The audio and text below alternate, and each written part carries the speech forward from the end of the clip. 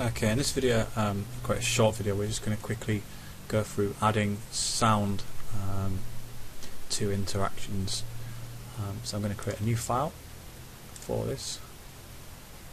Okay, and the stage size is going to be a little bit irrelevant in this case. What I'm going to do is I'm going to create two symbols, both of them movie clips.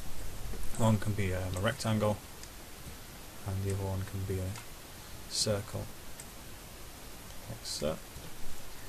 And I'm just give them different colours so we can tell the difference.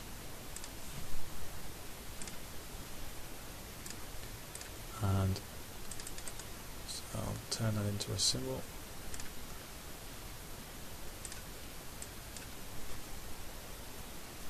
Call that rectangle.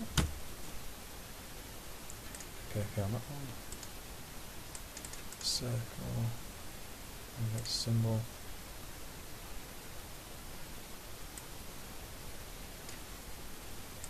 And call it circle. Okay, those both will appear in the library, and I need to give them instance names so that when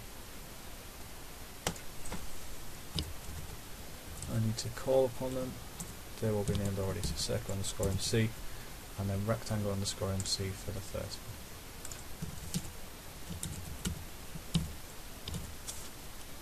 There we go.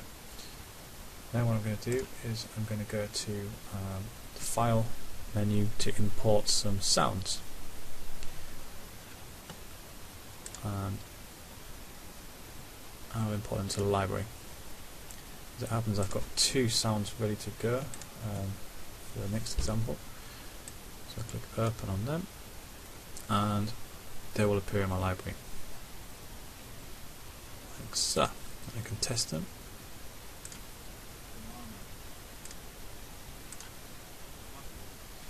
Okay, and maybe I'd want to clean them up and crop them down a little bit in Audition before I use them properly. So what I'm going to do is go to the timeline. I'm going to add some actions to control this. Okay, so open up the actions window, and what we're first going to need to do is have access to the sound object. We get that in media, so that's flash.media.sound. Let's return. Now we can access sounds. I need to go to the library and give these a linkage name. So I double click just to the right of their library name, and so this one can be called banana. It's common or normal for these names to start with a capital letter. So we'll do that. Okay, and then back into my code window where I'm going to add event listeners, or an event listener for each movie clip that I've created. So I've got rectangle. I'm just going to see, let's double check that, make sure I don't use a shorter name. Yep, rectangle MC. Just go back into my code window, reselect frame 1. Dot add event listener, and we're going to be listening for a mouse event again.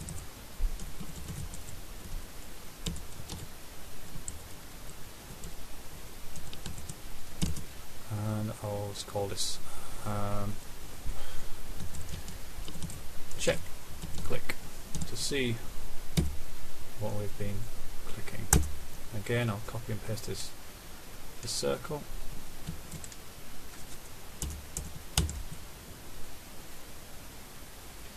And let's change that to circle. Then I need to define the function. Okay. And I want to check click, which is looking for a mouse event. I will put the first line in for me, second line in this case. And then what I'm looking for is to find out which button is being clicked. The way I can do that is using something called an if statement. So I'll check for if e.target.name, which is a long-winded way of checking to see which button has been clicked, equals and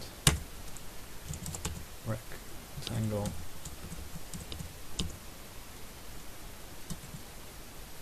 underscore MC, close bracket, curly bracket, which is then closed with another curly bracket, and we'll just test this with what's known as a trace statement first.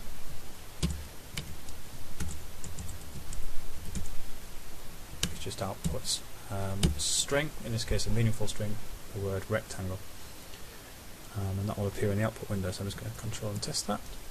Click on the rectangle, scroll across here, and you will see in the output window rectangle has appeared, so we know that that works. Let's pull this across completely.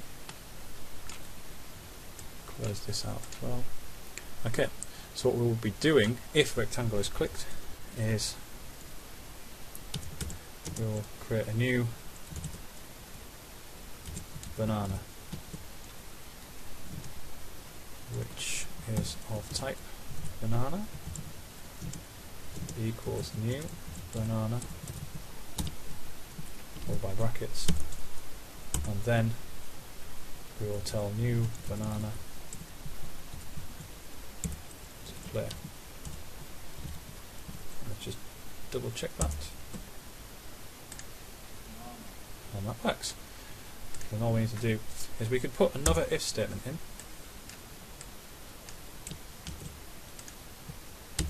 change that to circle,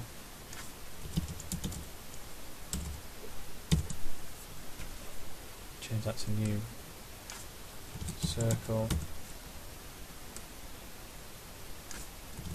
circle, circle, and here.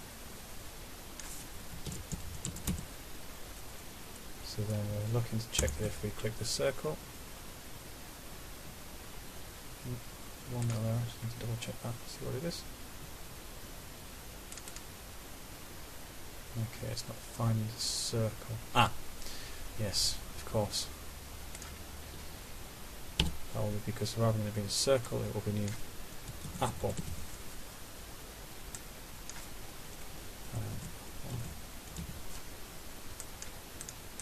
Let's do a bit of copy and pasting now to fill these up. There we go. Test that.